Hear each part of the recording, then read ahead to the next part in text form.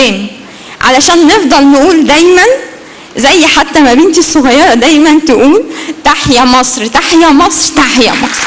شكرا يا سيادة الرئيس. أنا اللي بشكرك. وأنا يعني كل الكلام اللي اتقال الكلام اللي اتقال من الزملاء الشباب اللي قبل حضرتك كريستين، لكن أنا حابب أتكلم في النقطة دي تحديدا، وبقول لكل أهلنا في الصعيد،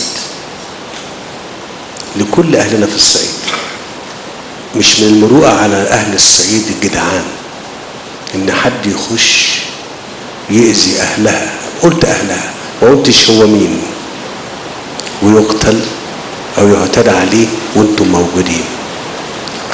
ده مش من المروءة. وأنت يا كريستين سبقتيني، أنا كنت هقول كلام مختلف شوية، كنت هقول الأتوبيسات الحركة للكنائس، ليه المسلمين مش موجودين مع اخواتهم عشان يحموهم او يموتوا معاهم؟ ليه مش موجودين معاهم يحموهم او يموتوا معاهم؟ مين قال ان الاسلام بتاعنا ان احنا نسمح ان حد يتأذي؟ اي حد. مين قال ان احنا ما نحترمش اختيارات الاخرين اي اخر في الاعتقاد بتاعه؟ مين قال ان ده مش؟ انا بتكلم لينا كلنا اللي بيسمعنا، واللي انتوا لازم تكونوا عارفينه ومتاكدين منه، ان اللي بيحاول يدخل يعمل كده عايز يخلي بلدنا خراب، عايز يخلي بلدنا خراب. وبصوا تاني للدول اللي حصل فيها الكلام ده، حجم القتل والتخريب والتشريد والضياع للدول. اوعوا تسمحوا يا شباب مصر، كل شباب مصر، حبوا بعض واحترموا بعض. ولما تقعد تتكلم مع زميلك او زميلتك ما تفكرش هو مين، فكر ان هو انسان مصري زيه زيك، له ملك وعليه معاليك.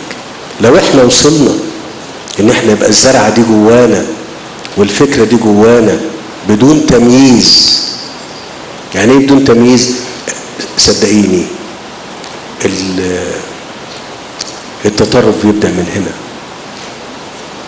هنا، التمييز بيبدأ من هنا. وانا بتكلم معاكي بقول انت مين؟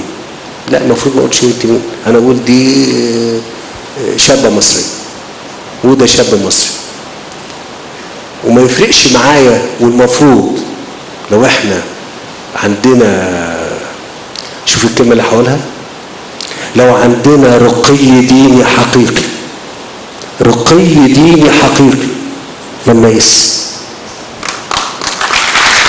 شوف انا بقول لكم ايه، رقي ديني حقيقي يا مسلمين يا مسيحيين. لو انتم عندكم رقي، عندكم ايمان حقيقي قريب جدا من الله سبحانه وتعالى، انت مالكش دعوه باخوك وبيؤمن ازاي. دي مش قضيتك، دي مش بتاعتك، انت مسؤول عن نفسك.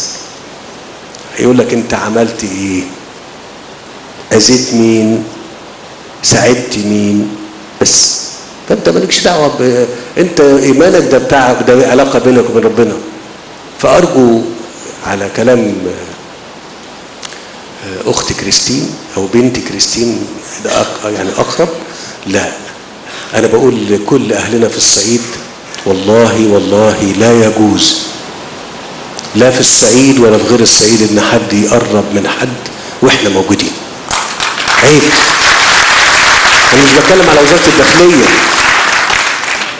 وبالمناسبة يعني اللي انا بقوله ده غيرة على ديني.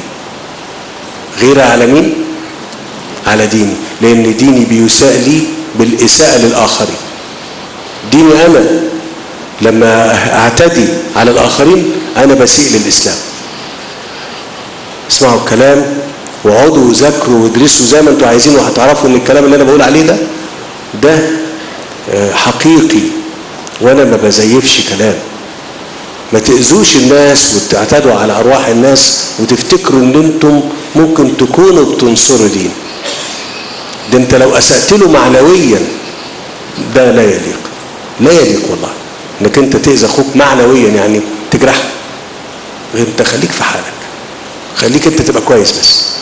هو احنا اللي احنا بنتكلم عليه ده القعده دي كلها معموله على ايه؟ هو الراجل الكويس بياخد حاجه مش بتاعته؟ طب مش عايزين نتكلم يعني. لا فلا انا معاكي ولما تتكلمي ما تقوليش احنا مش هنسيبها، دي يا بنتي بلدكم زي ما هي بلد كل الناس، بلدكم ومحدش يقدر يقول غير كده، واللي يفكر غير كده ده عنده مشكله. محدش يقول ابدا وهو بيتكلم يقول احنا قاعدين، لا يا بابا دي احنا سعداء بوجودكم، طبعا انتوا اهلنا.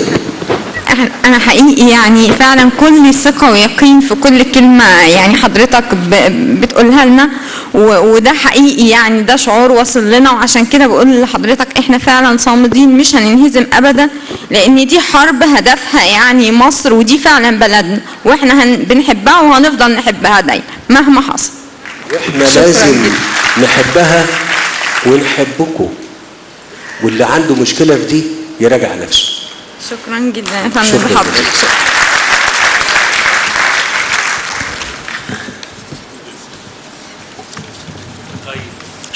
احنا ندي فرصة كمان لشابة كمان.